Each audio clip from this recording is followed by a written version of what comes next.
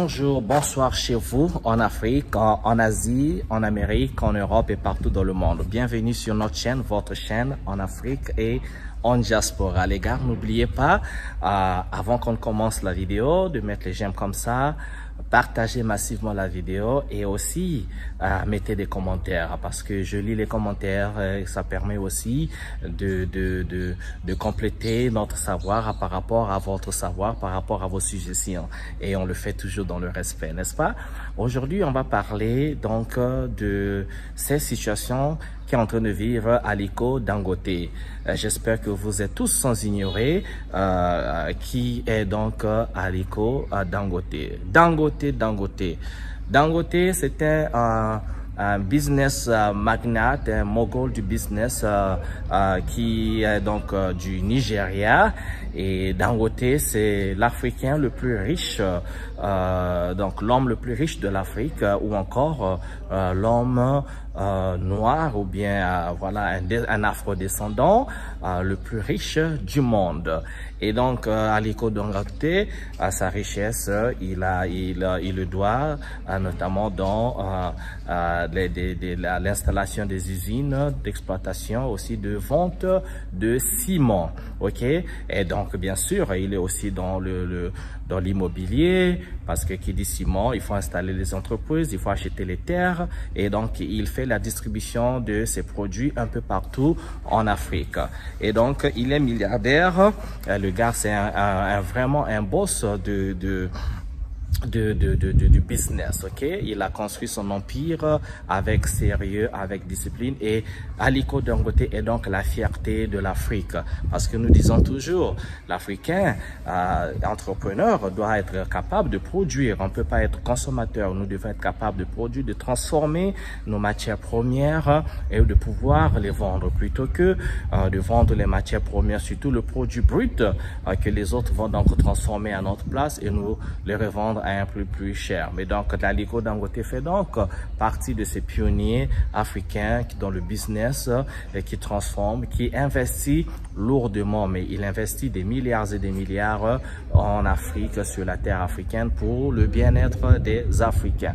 Alors, quelle est la situation Aliko Dangote est en train de traverser en ce moment?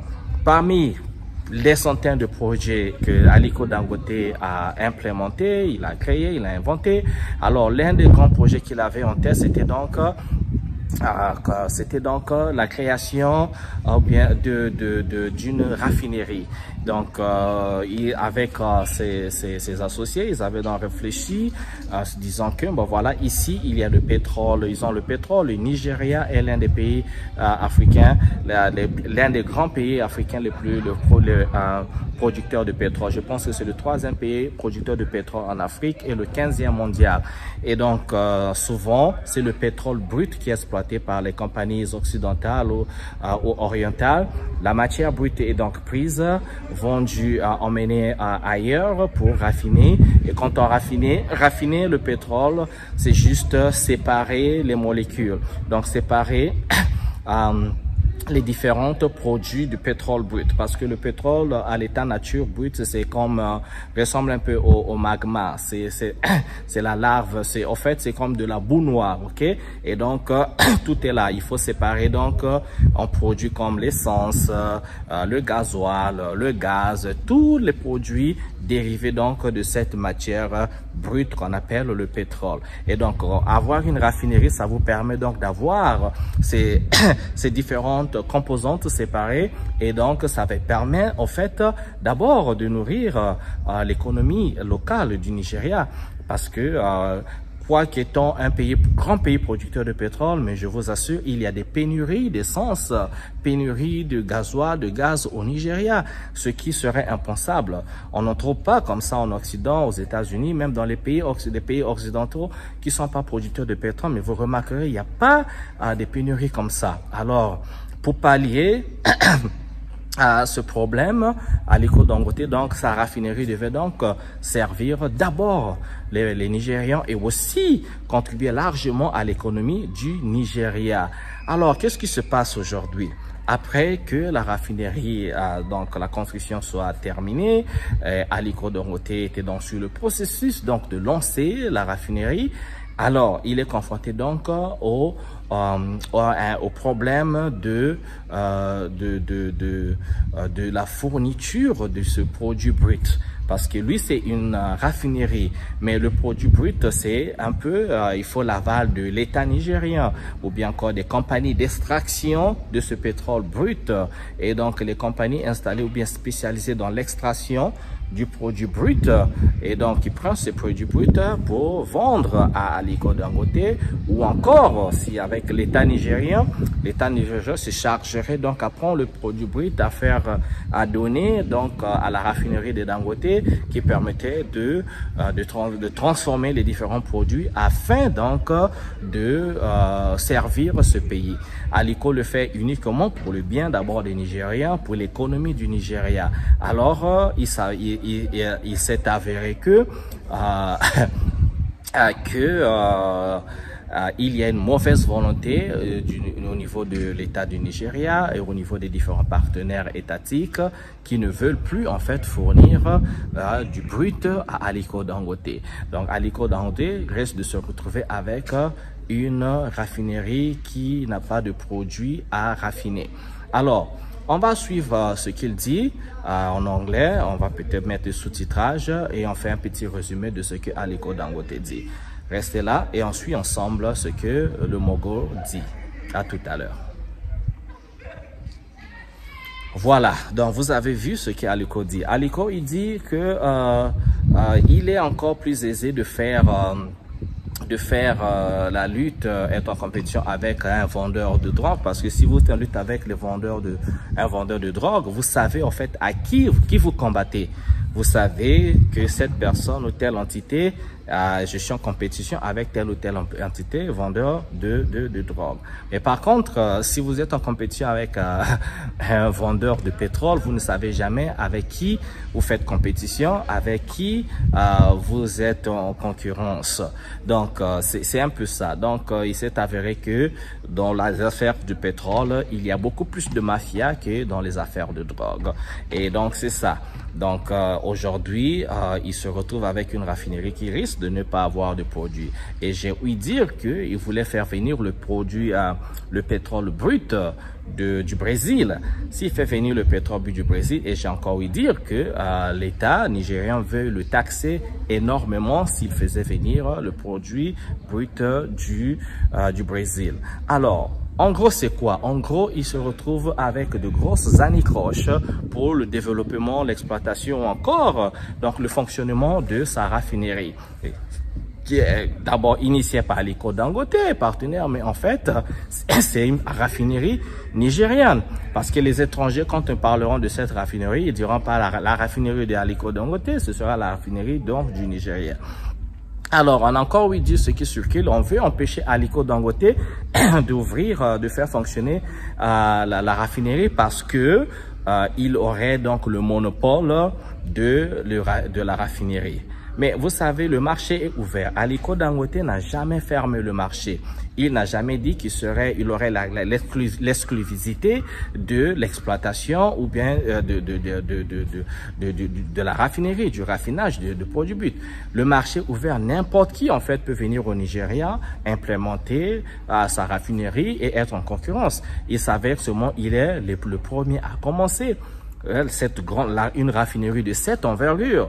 Et donc, l'on empêchait, et qui l'empêche encore, qui est en train de mettre des bâtons dans les roues, c'est les Nigérians, hein, c'est les Africains. Parce que on se rend compte que,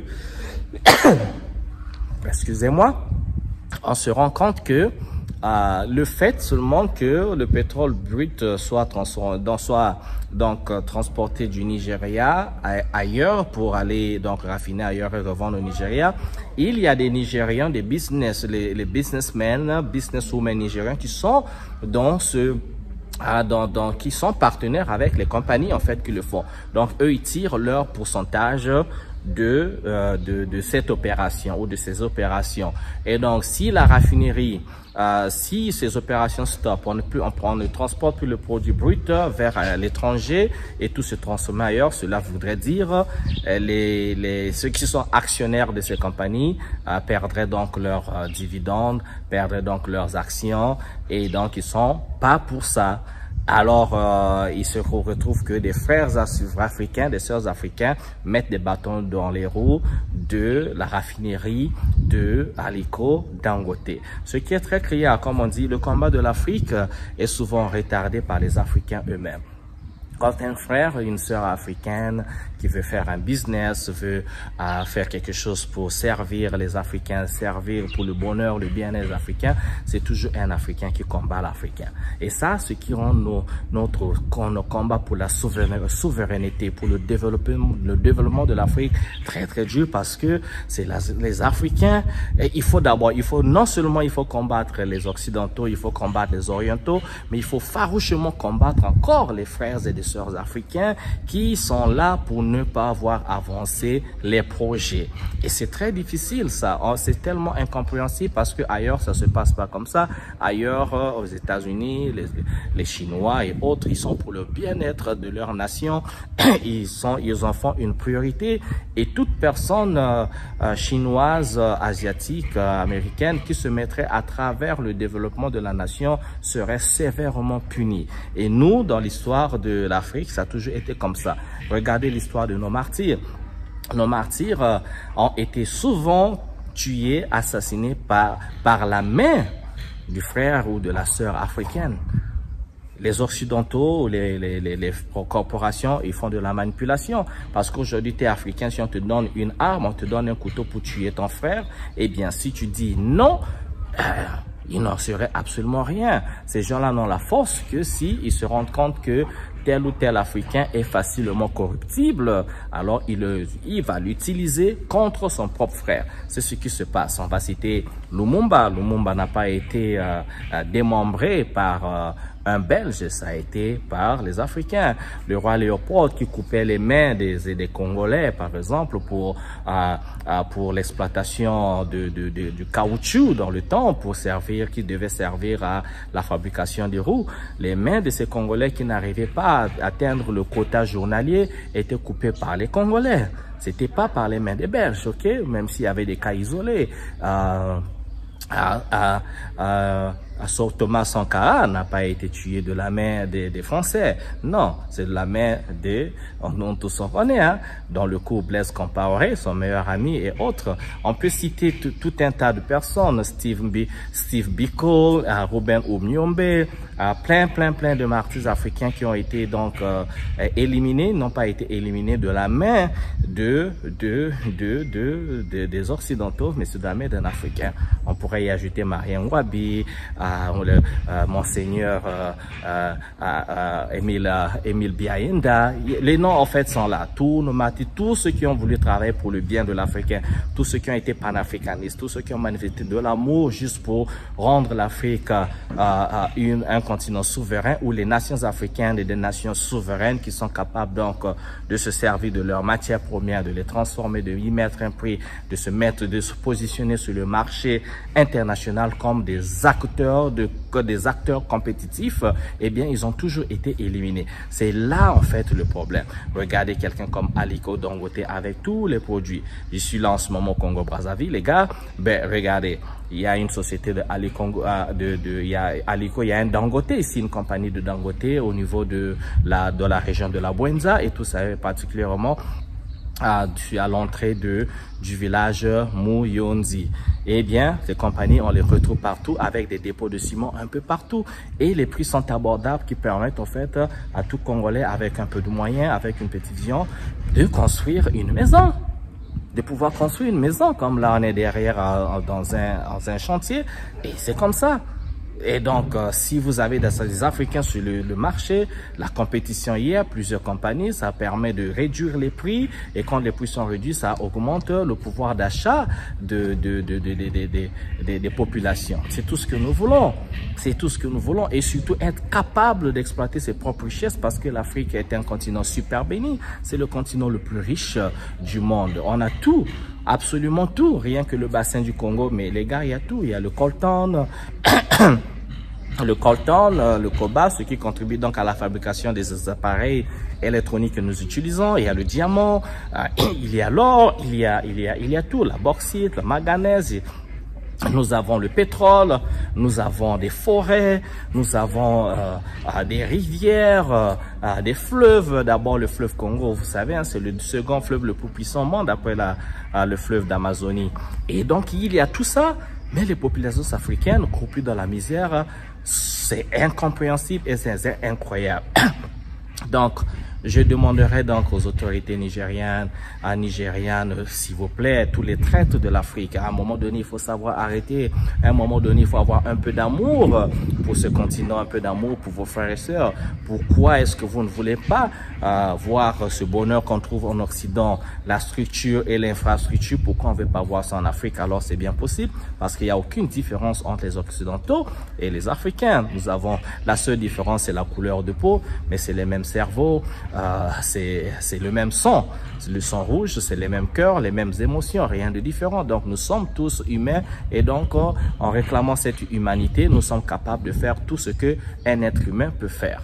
Voilà, merci de m'avoir suivi. Je vous encouragerai de partager la vidéo. Et encore, s'il y a quelques moyens que ce soit de soutenir Aliko Dangote, lancer des pétitions, on ne sait pas. Ben écoutez, si je trouve d'autres informations, je reviendrai pour une autre vidéo pour partager d'autres infos. Mais pour l'instant, c'est juste cet éveil de conscience que nous voulons. On encourage que les Africains aiment encore un peu plus le continent africain. Il faut aimer plus vos nations. Quand on est le sens patriotique, il ne faut pas qu'on soit corruptible, quelle que soit la famine, quel que soit le degré de faim ou le degré d'avidité, de cupidité. Il faut protéger sa nation. Il n'y a que les Africains qui peuvent le faire, personne d'autre. On ne nous aime pas dans le monde. C'est comme ça. Il n'y a pas d'amis. Les Africains n'ont pas d'amis, je le dis. Et tant pis pour ceux qui en sont émotionnels. J'ai voyagé le monde, je vous dis, les Africains n'ont pas d'amis. L'homme noir n'a pas d'amis. Si l'homme noir n'est pas ami de l'homme noir, il faut oublier. Je le dis haut et fort. Arrêtons d'être naïfs. Aimons nos continents un peu plus, quels que soient les problèmes. C'est les seules terres que nous avons. Merci. Je vous souhaite bien le bonheur. Ciao, ciao.